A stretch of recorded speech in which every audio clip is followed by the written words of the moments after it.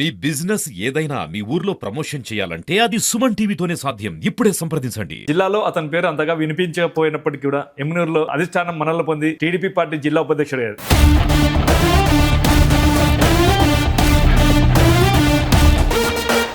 భాస్కర్లో చంద్రశేఖర్ గారు సెటిలర్ గా ఇక్కడికి వచ్చారు. ఇక్కడ ఎమ్నూరు వచ్చిన వెంటనే మీరు వ్యాపారం మీద వచ్చారు. రాజకీయంగా మళ్ళీ ముందుకు వచ్చారు. ఖచ్చితంగా మనం సరైవ్ కావాలంటే మనం పొలిటికల్ గా ముందు వరుసలో ఖచ్చితంగా ఉండి తీరాలి.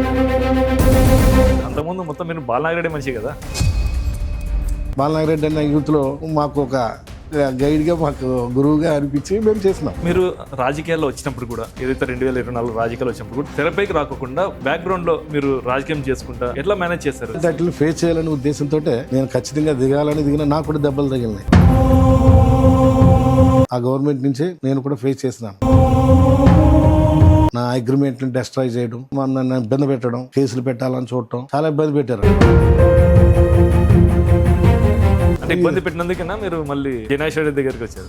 ఈయన కష్టాలు అందరూ హ్యాండ్ ఇచ్చినారు. ఆయనకి నమ్మకమైన వ్యక్తులు ఆయన దగ్గర లేరు. ఆయన యువకుడు, విద్యావంతుడు. ఆయన ఒక ఆయుధానికి పదును పెడితే ఎమ్మెల్యేకి పదును పెట్టింది మీరేనా? పదును కాదు, ఆయన పదునైన ఆయుధం అది. ఎమ్మెల్యే జైనేష్ రెడ్డి గారు ఎమ్మెల్యే అయినాక సెకండ్ ప్రయారిటీ మీదే, అంటే షాడో ఎమ్మెల్యే అని చెప్పేసి మీకు బిరుదు వచ్చింది. ఎలా వచ్చింది? జయనాగేశ్వర రెడ్డి గారికి భక్తులు అంటారు. పాజిటివ్ గా తీసుకునే వాళ్ళు, నెగిటివ్ గా తీసుకునే వాళ్ళు షాడో అంటారు. అంటే మీకు ప్రయారిటీ ఇచ్చినందుకు కారణంగా కొందరు నాయకులు వెళ్ళిపోయారు పార్టీ నుండి అని అన్నారు. నిజమేనా? బయటికి వాళ్ళు ప్రస్తావిస్తారు. దానికి కూడా కారణం ఉన్నది. ఇంతకుముందు ఆయన ఫస్ట్ టైం ఎమ్మెల్యే అయినప్పుడు ఆయనకి ఇన్ఫర్మేషన్ గ్యాపులు లాంటివి, ప్లస్ బయట ఇమేజ్ ని దెబ్బతీసే కార్యక్రమాలు ఇలాంటివి జరిగి ఎమ్మెల్యే ఉన్న ఊర్లో లేకున్నా కానీ మీ దగ్గరకే కార్యకర్తలు వస్తారు. ఎందుకలా? పని చేసి పెడతాం కాబట్టి వస్తారు సార్. ఎమ్మెల్యే చేయడం పని ఆయన చేస్తారు. ఆయన ఉన్నప్పుడు ఆయన చేస్తారు, ఆయన లేనప్పుడు నేను చేసి పెడుతుంటాను. బుట్టారెడ్డి గారు మొన్న ఇన్ఛార్జ్ ఉన్నప్పుడు వాళ్ళ క్యాడర్ ని మీరు తీసుకున్నారు. అయితే ఇప్పుడు ఇన్ఛార్జ్ గా చెన్నకేశ్వర రెడ్డి గారు మనవరు ఉన్నారు. ఇప్పుడు కూడా వైసీపీ వాళ్ళు టీడీపీ పార్టీకి వస్తామంటే మీరు ఎందుకు ఆపుతున్నారు? స్క్రాప్ అవతలోడికి స్క్రాప్ అయితే మేము ఎందుకు తీసుకుంటాం సార్? మాకు సంఖ్యాబలం బలంగా ఉంది.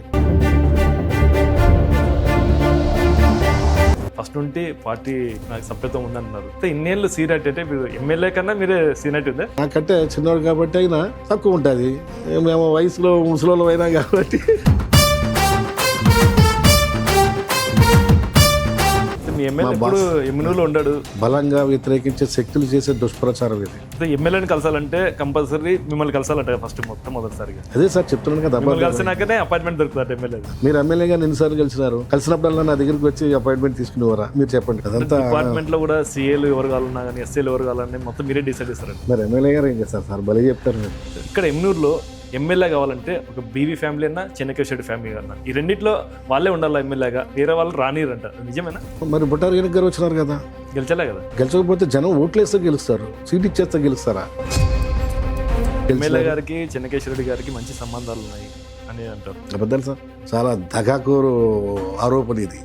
ఇప్పుడు ఇదే కార్యకర్త కానీ ఇట్లా ఉపాధ్యక్షులుగా కాకుండా మీరు మళ్ళీ ఎమ్నూరులో ఇంకో పదవి ఏమన్నా ఎమ్మెల్యేగా ఏమన్నా? ఏం సార్ అంత పెద్ద పెద్ద మాటలు చెప్తారు మీరు? మాకు భయం అవుతుంది.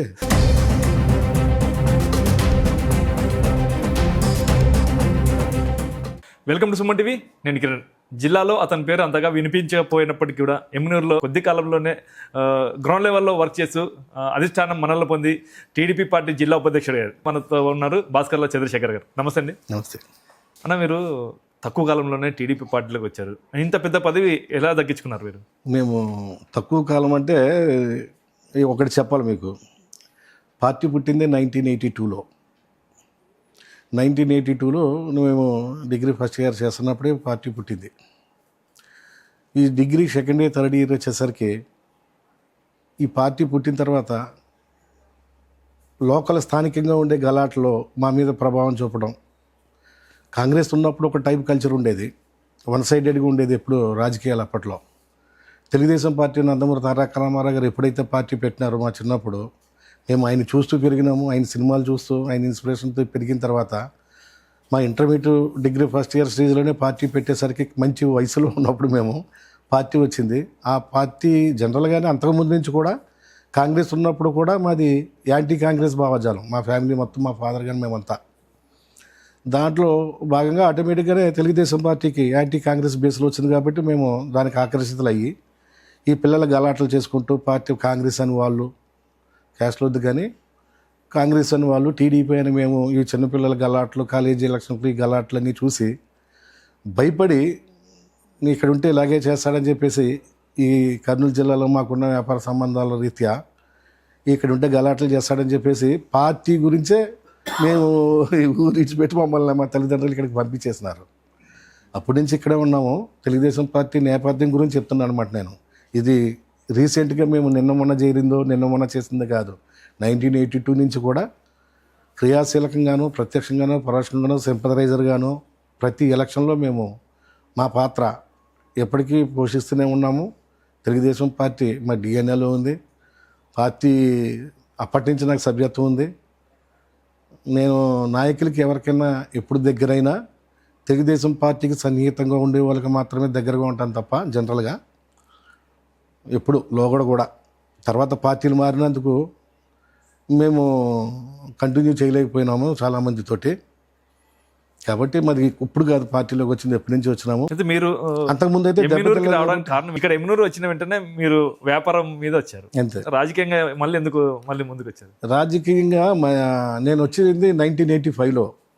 1985లో వచ్చి మన 2021, 22 వరకు కూడా నేను కమర్షియల్గానే ఉన్నాను. నా వ్యాపార అవసరాల నిమిత్తం అన్ని పార్టీలతో కూడా సాన్నిహిత్యంగా చేసుకుంటూ పోసుకుంటూ వచ్చినాను. ఈ మధ్యలో జగన్మోహన్ రెడ్డి గారు వచ్చిన తర్వాత ఖచ్చితంగా మనం సరైవ్ కావాలంటే మనం ఒక పొలిటికల్గా ముందు వరుసలో ఖచ్చితంగా ఉండి తీరాలి, లేకుంటే వ్యాపారాలు చేసుకోలేని పరిస్థితి కనిపించింది నాకైతే. అంతకుముందు ఎప్పుడు లేదు కాబట్టి అందరితో సన్నిహితంగా ఉండేవాళ్ళం. మీరు రీసెంట్గా నేను చాలా సఫర్ అయినా. 2024 ఎలక్షన్స్లో టీడీపీకి వచ్చారు. అంతకుముందు మొత్తం మీరు బాలనాగిరెడ్డి మనిషి కదా.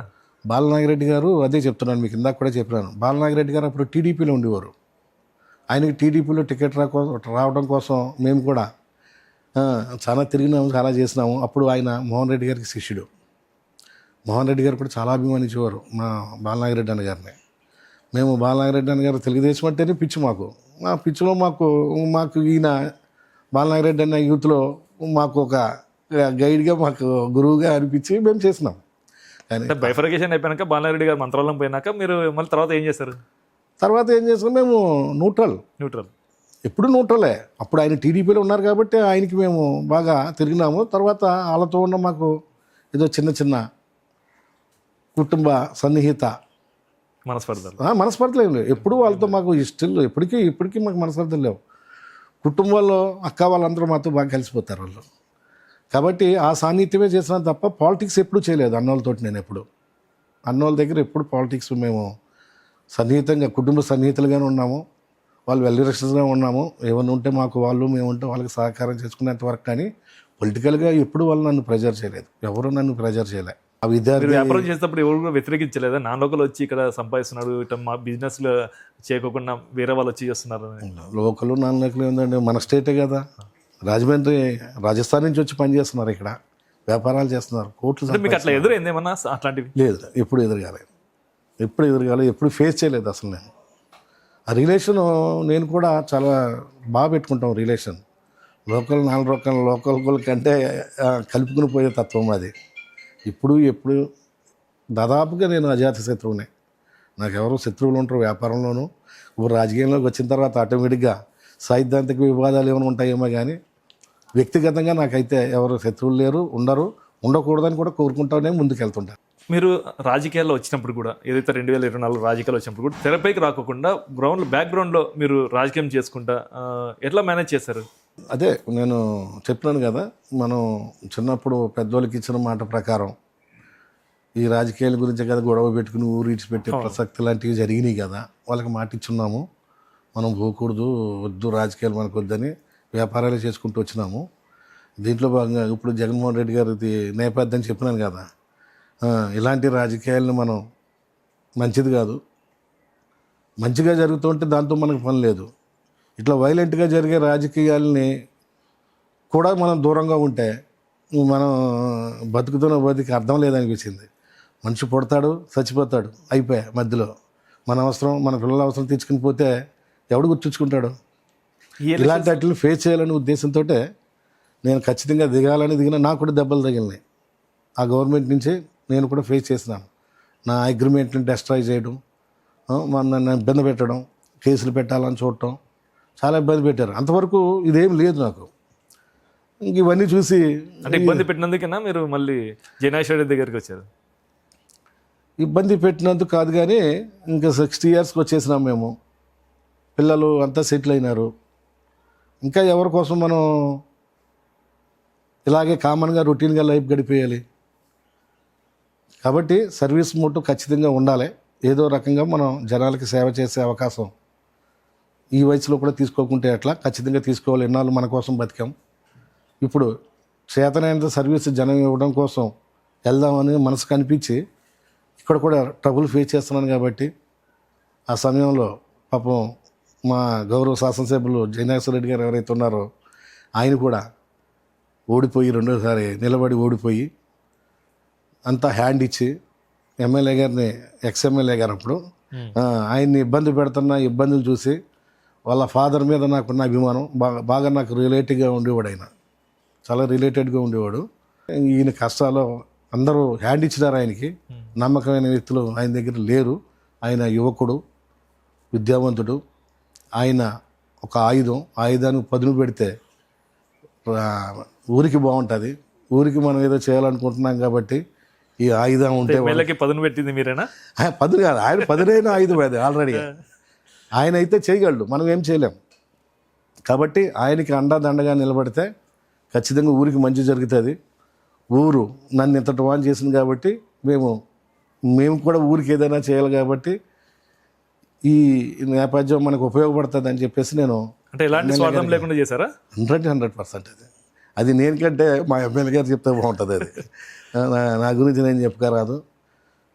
ఒకవేళ ఎలక్షన్ ముందు నేను బయటికి రాకుండా లోపల ఉండి పనిచేసినప్పటికీ ఎలక్షన్ తర్వాత 1.5 year అయింది. ఇప్పటికీ మా క్యాడర్ అంతా కానీ, మా నాయకులు కానీ, మా కార్యకర్తలు కానీ అందరూ ఈ 1.5 yearలోనే నేనేంటో వాళ్ళందరికీ తెలుసు. నాకేమో స్వార్థం ఉందా, నేనేమన్నా వాళ్ళకి దేన్ని బేస్ చేసి వాళ్ళకి సర్వీస్ ఇస్తున్నాను అనేది ప్రతి ఒక్కటి మా కార్యకర్తలకు మీరు ఎక్కడ పోయి అడిగినా నాకు గురించి చెప్తారు. 2024 ఎలక్షన్స్లో జయనాశ్వర రెడ్డి గారికి మీరు గ్రౌండ్ లెవెల్లో వర్క్ చేశారు. ఆ గెలుపుకి ఎలా కృషి చేశారు ఇంతకు? అంటే మీరు అన్నారు ఇంతకుముందు మాకు ఇబ్బంది పెడుతున్నారు అవతల పార్టీ వాళ్ళు. ఆ ఇబ్బందిని ఎలా ఎదుర్కొన్నారు? ఇబ్బందిని ఫేస్ చేసినాం. 2022 నుంచి 2024 ఎలక్షన్ వచ్చే 2.5 సంవత్సరాలు ఇబ్బందులు ఫేస్ చేసుకుంటేనే బెదిరింపులకి మేము వెనక్కి అడుగేయలేదు. మా అగ్రిమెంట్లు ఆఫ్ చేసినారు, మా ప్రాపర్టీలని హోల్డ్ చేయించినారు, మాకు సంబంధం లేని కేసుల్లో మమ్మల్ని పెట్టేయాలని చూసినారు. అంతా చాలా జరిగినాయి. మేము అక్కడికే వాళ్ళకి వ్యతిరేకంగా కూడా అప్పుడు ఏం పోలే. అయినా కానీ వాళ్ళకి ఏం జరిగిందో ఎవరో మధ్యలో ఉన్న వాళ్ళు కమ్యూనికేషన్ గ్యాప్ తోటి మమ్మల్ని దూరం పెట్టి మా మీద రివెంజ్ స్థాయిలోకి వెళ్ళినారు వాళ్ళు. సో మాకు నచ్చలేదు. ఇంతవరకు వాళ్ళకు కూడా సహకరించిన నేను. గెలిచిన తర్వాత 1.5 year నేను పార్టీలకు అతీతంగా మన చెన్నకేశ్వర రెడ్డి గారు, వాళ్ళ అబ్బాయి జగన్మోహన్ రెడ్డి గారు కూడా మేము సహకరించినాము. ఎందుకో కమ్యూనికేషన్ గ్యాప్ తోటి మమ్మల్ని ఇటువైపు అదే కారణం. సరే, ఈ మధ్యలో కమ్యూనికేషన్ గ్యాప్ ద్వారా దాన్ని మాకు తోటి దూరం చేసినారు. అంటే వాళ్ళకి తెలిసి నేను టీడీపీ అని. ప్రతి ఒక్కరూ నన్ను టీడీపీ అనుకుంటారు. నన్ను టీడీపీతో మా రిలేషన్ ఎవరు విడదీయలేరు. వ్యక్తిగతంగా అయితే అందరూ నన్ను అభిమానిస్తారు, గౌరవిస్తారు. అందరితో కూడా వివాదరహితంగానే ఉంటాను. 4 మాట్లాడిన అనిపించుకుంటాను. తర్వాత వాళ్ళే రియలైజ్ అయ్యి నా దగ్గరికి వస్తారు. నన్ను అన్నాడని నేను నన్ను నా పనే సమాధానంగా చెప్తా తప్ప నేను నోటితో సమాధానం చెప్పడం. ఎమ్మెల్యే జయనాశ్వర రెడ్డి గారు ఎమ్మెల్యే అయినాక సెకండ్ ప్రయారిటీ మీదే. అంటే షాడో ఎమ్మెల్యే అని చెప్పేసి మీకు బిరుదు వచ్చింది.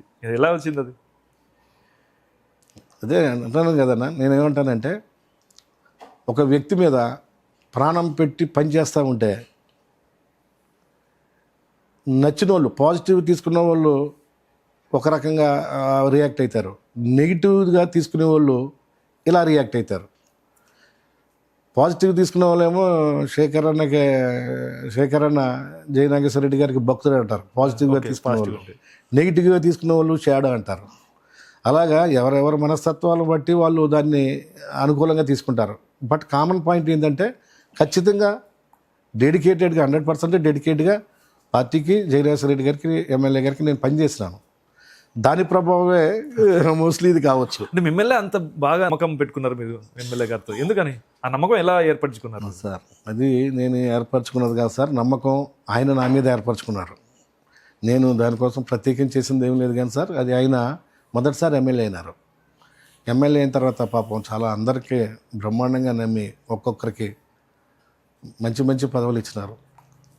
Municipal chairman, vice chairman, market yard chairman, మన టౌన్ బ్యాంక్ చైర్మన్, పిఎస్సిఎస్ చైర్మన్లు, ఎవ్రీథింగ్ ఇట్లా బాగా పనిచేస్తున్నారు అనుకున్న వాళ్ళందరికీ ఆయన పదవులు ఇచ్చినారు.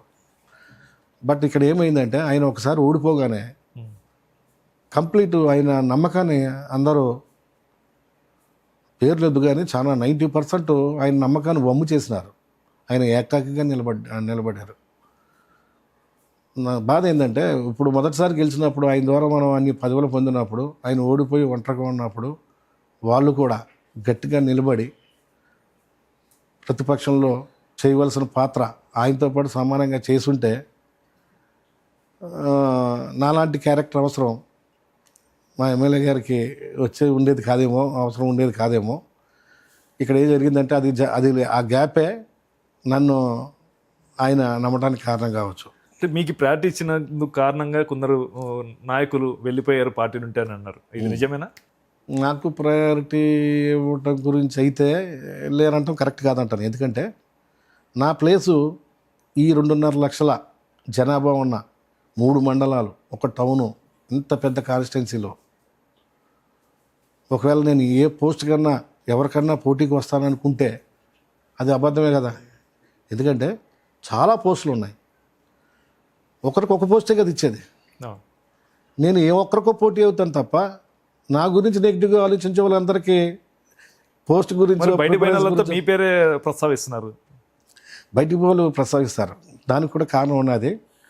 ఇంతకుముందు ఆయన ఫస్ట్ టైం ఎమ్మెల్యే అయినప్పుడు ఆయనకి ఇన్ఫర్మేషను గ్యాపులు లాంటివి ప్లస్ బయట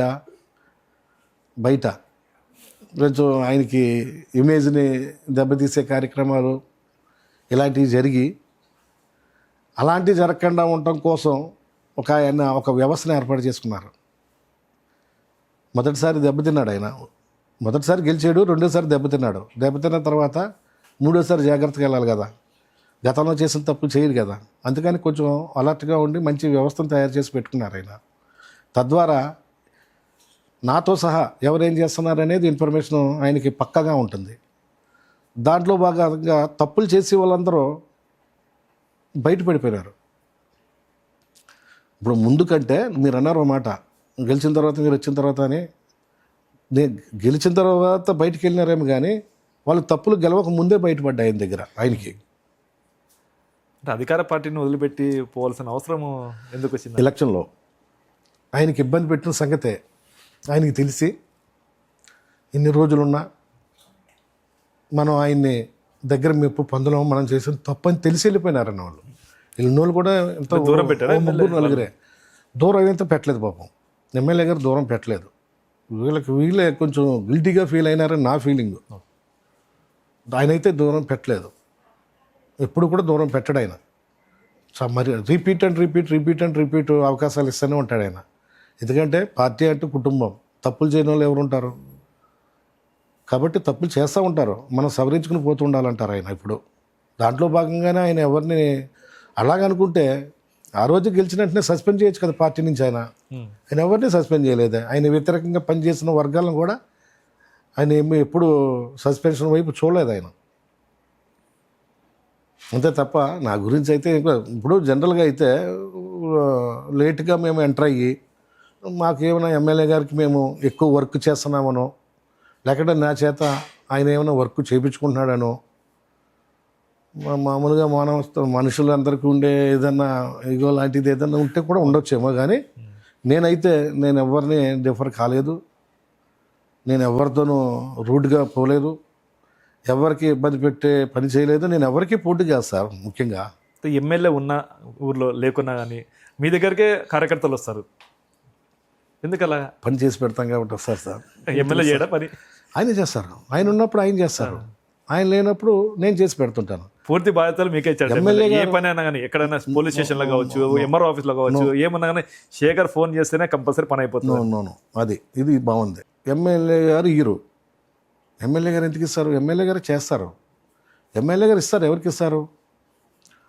ఏ మండలానికి సంబంధించిన ఆ మండల కన్వీనర్లు ఉంటారు, వాళ్ళకి ఆ మండలం చెప్తారు. మండల వ్యవస్థ ఉంది, గ్రామ కమిటీ వ్యవస్థ ఉంది, టౌన్ కమిటీ వ్యవస్థ ఉంది. ఈ వ్యవస్థలో ఎవరెవరు ప్రయారిటీలు వాళ్ళకి ఇచ్చి వాళ్ళు నడిపించమంటారు. బట్ నడిపించేవాడి దగ్గర స్కిల్ని బట్టి అధికారులు చేయడం చేయకపోవడం. అధికారులు ఏం తీసుకుంటారంటే నేనేదో చెప్పినానని వాళ్ళు చేయరు, లేకుంటే మా మండల కన్వీనర్ చెప్పినా చేయడు. ఎమ్మెల్యే గారు చెప్తే చేస్తారు. ఏది అది కొంచెం అటు ఇటు అయినా కానీ చేస్తారు. ఇప్పుడు మాలాంటి వాళ్ళు చెప్పేటప్పుడు ఏమంటే చాలా చాలా ట్రాన్స్పరెంట్గా ఉండాలి ఇష్యూ. దేని గురించి అన్నా మేము మాట్లాడేటప్పుడు పని చేయమని చెప్పినప్పుడు చాలా ట్రాన్స్పరెంట్గా వాళ్ళకి కనిపిస్తేనే చేస్తారు. నేను చెప్పినా, మా కన్వీనర్లు ఎవరు చెప్పినా. దాంట్లో భాగంగా మా కన్వీనర్లు ఒకరిద్దరు లాంటి వాళ్ళు సరిగా కన్వీన్ చేయలేకపోతే ఒకటి రెండు చేసి ఉండకపోవచ్చు వాళ్ళకి. నేను కరెక్ట్గా ట్రాన్స్పరెంట్గా కన్వీనెంట్గా చెప్పగలుగుతున్నందుకు వాళ్ళకంటే ఒకటి రెండు నేను ఎక్కువ చేసి ఉండొచ్చు. కానీ అందరూ సేవ చేస్తాం, అందరూ సేవకులమే. మా ఆయన అయితే నిరంతరం చేస్తుంటారు, నిరంతరం జనాల్లో ఉంటారు. మా జయనాశ్వర రెడ్డి గారు, మా ఎమ్మెల్యే గారు నిరంతరం ఎప్పుడు జనం జనం జనం జనం అంటూనే ఉంటారు. అయితే గిట్టనోళ్ళు రకరకాలుగా చెప్తారు. ఇంకొకటి ఎమోషనల్గా ఎమ్మినూరు కాన్స్టిట్యున్సీ పబ్లిక్ మా మోహన్ రెడ్డి సార్కి కనెక్ట్ అయినంతగా మా జయనాశ్వర రెడ్డి గారు కూడా కనెక్ట్ అయినారు. అంత ఎమోషనల్ టచ్తో జనాల్లో ఉంటారు. అది ఇంకెవరికీ సాధ్యం కాదు. భవిష్యత్తులో కూడా ఎవరికి అది అందని పండు లాంటిది. చూడండి 100%. మీరు అనుకునేది పోస్ట్ ఒకటి, నామినేటర్ పోస్ట్ అనుకున్నారు, వస్తుందని చెప్పేసి ఆశించారు. కానీ ఇప్పుడైతే జిల్లా పార్టీలో పోస్ట్ వచ్చింది. దీన్ని ఎలా చూడొచ్చు? ఇది మీకు తృప్తిగా ఉందా ఈ పోస్ట్? సార్ ఇప్పుడు ఏమీ లేనప్పుడే తృప్తిగా ఉన్నాను పార్టీలో నేను. ఇప్పుడు నాకు ఏకదం జిల్లా ఉపాధ్యక్షుడు ఇస్తే తృప్తిగా లేకుండా ఎట్లుంటాను? మా ఎమ్మెల్యే గారు ఏది ఇచ్చినా నాకు తృప్తే.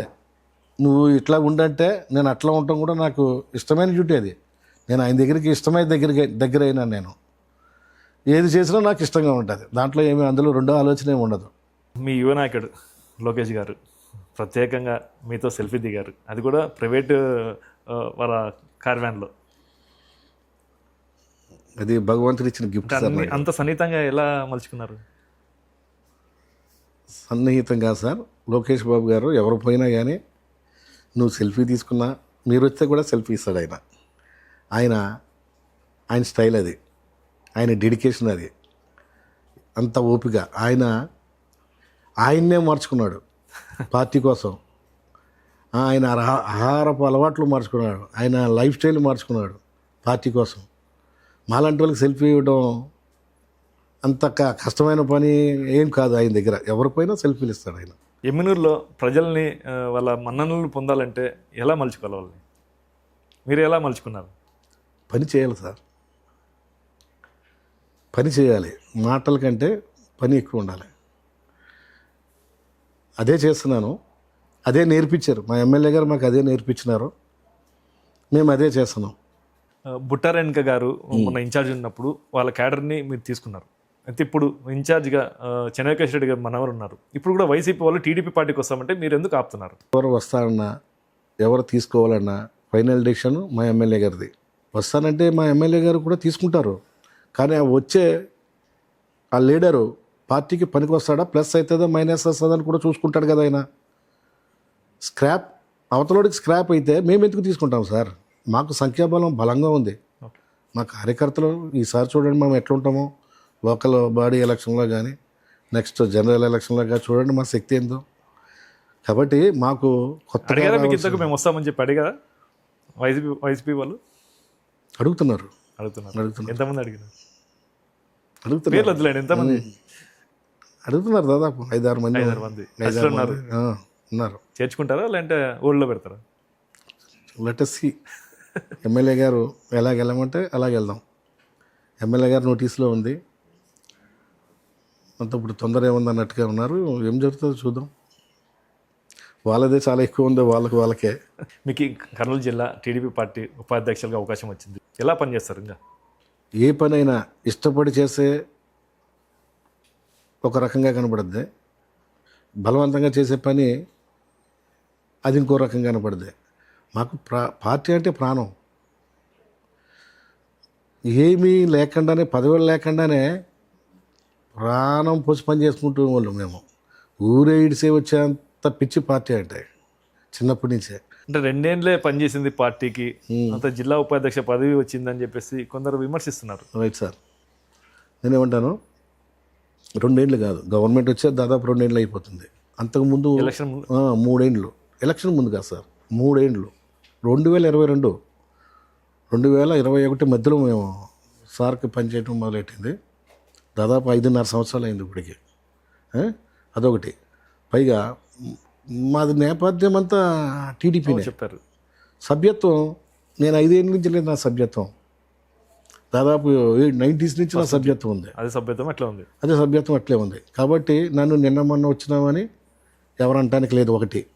రెండోది, ఎప్పుడు వచ్చినామని కాదు, బుల్లెట్ దిగిందా లేదంటారు చూడు. 40 సంవత్సరాలు నేను పార్టీలో ఉంటూ ఇదే చేసే ఉంటే పార్టీకి నేనేదన్నా చేసి ఉండాలి. కానీ 40 సంవత్సరాల నుంచి ఉన్నవాడు పార్టీని వాడుకుని ఉంటారు. వాళ్ళు పార్టీ లేకపోతే వాళ్ళు ఉండరు. అంటే పార్టీని వాళ్ళు వాడుకుంటూ ఎదిగిన వాళ్ళు ఉంటారు. నేను అట్లా కాదు. నేను ఇప్పుడే వచ్చినట్టే పార్టీకి పనిచేస్తున్నాను. ఒకవేళ మీరు ఎట్లా అనుకుంటే, కొత్తగా వచ్చినారు కదా అనుకుంటే, నేను సేవ చేసినందుకు స్థానికంగా ఉండే ఎమ్మెల్యే గారు ప్రమేయం లేకుండా, స్థానికంగా ఉన్న ఎమ్మెల్యే గారు ప్రపోజల్ చేసినప్పటికీ స్టేట్ పార్టీ సర్వే డిపార్ట్మెంట్ వాళ్ళు ఎంక్వైరీలో నాకు మార్క్స్ లేకుండా, నేను గుడ్ లుక్ లేకుండా ఉంటే నాకు ఇది సాధ్యమయ్యేది కాదు కదా. ప్లస్ నేనేమనుకుంటున్నానంటే, నాకున్న డెడికేషన్కి నాకు ఇది చాలా చిన్నగానే అనుకుంటాను నేను. ఇదే కానీ నేను కోరుకోలేదు. ఇది కూడా నేను కోరుకోలేదు. ఎమ్మెల్యే గారు ఉండాలి అని చెప్పి నాకు ఆయన ఏర్పాటు చేసింది. ఇది ఆయన ఆశీర్వాదం వల్ల, ఆయన కోరుకోవడం వల్ల నేను ఇప్పుడు ఇక్కడ కూర్చున్నాను. వాస్తవంగా అయితే నేను అడిగింది లేదు, ఏది అడగలేదు. 1.5 year అయిపోయింది. ఈ రోజు వరకు ఏమీ అడగలేదు నేను. సార్ చేసిన పని, చెప్పినట్టు చేయడం తప్ప నాకు ఇది ఇవ్వండి నేను ఏ రోజు అడగలేదు.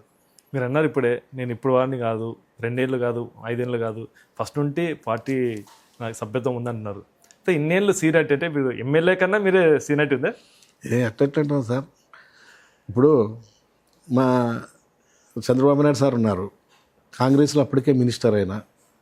పార్టీ ఎన్టీ రామారావు గారు తర్వాత ఏటీటీలో పెట్టినారు.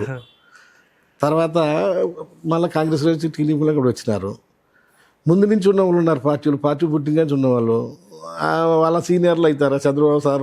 మరి ఎట్లా? ఓన్లీ కేవలం ఇక్కడ ఎమ్మెనూరు గురించి మాట్లాడుతున్నారు. ఎమ్మెల్యే గారు కన్నా మీరే సీనియారిటీగా సభ్యత్వం నో.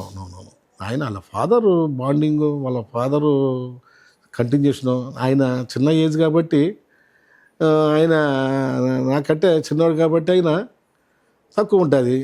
మేము వయసులో ముసలోళ్ళు అయినా కాబట్టి మాకు కొంచెం. జగన్నాథ్ రెడ్డి గారి కన్నా మీరే ఎక్కువ రాజకీయం చూసారు అయితే ఎమ్మెనూరులో. ఆయన ఒంటరి పోరాటం అమేజింగ్. మీరు లేరా ఎన్నికలు? కాదు ఉన్నాను కాదు, ఇప్పుడంటే నేను ఉన్నాను.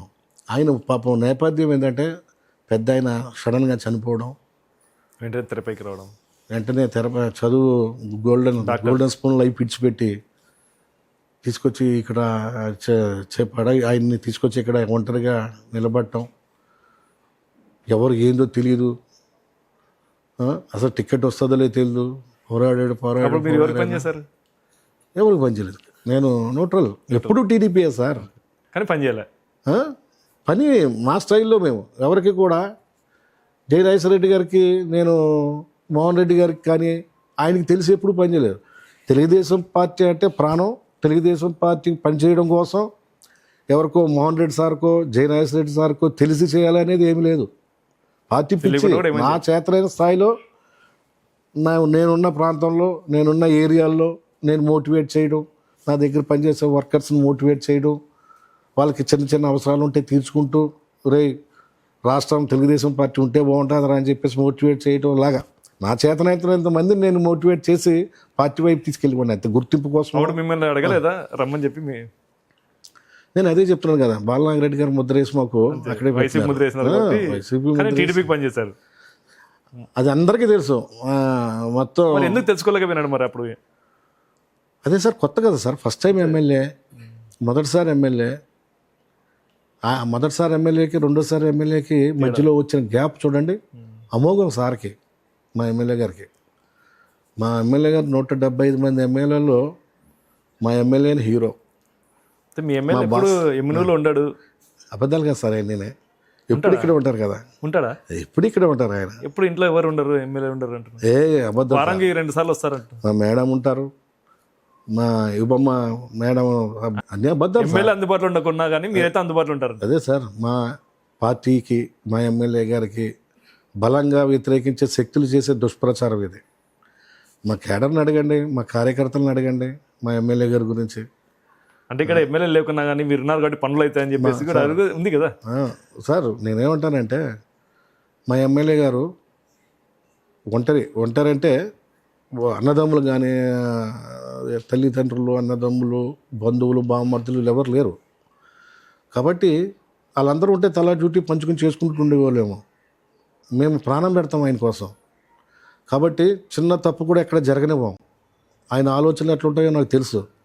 ఆయన ఆలోచనకి దాటి ఒక్క చిన్న పొరపాటు కూడా జరగకుండా ఉండేటట్టు చూసుకునే బాధ్యతను నెత్తి మీద పెట్టుకుని మేమంతా పనిచేస్తున్నాం. ఎమ్మెల్యేని కలసాలంటే కంపల్సరీ మిమ్మల్ని కలసాలంటే ఫస్ట్ మొట్టమొదటిసారిగా. అదే సార్ చెప్తున్నాను కదా, కలిసినాకనే అపాయింట్మెంట్ దొరుకుతుంది ఎమ్మెల్యే.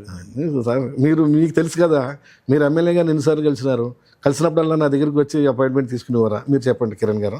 అన్నీ అబద్ధాలు సార్. అది మా ఎమ్మెల్యే గారి దగ్గరికి ఈజీ వే, ఆయన ఎప్పుడు 24 గంటలు అందుబాటులో ఉంటారు. అసలు ప్రజలు సార్ దగ్గరికి రావడం కంటే ఎప్పుడు సార్ ప్రజల్లోనే ఉంటాడు.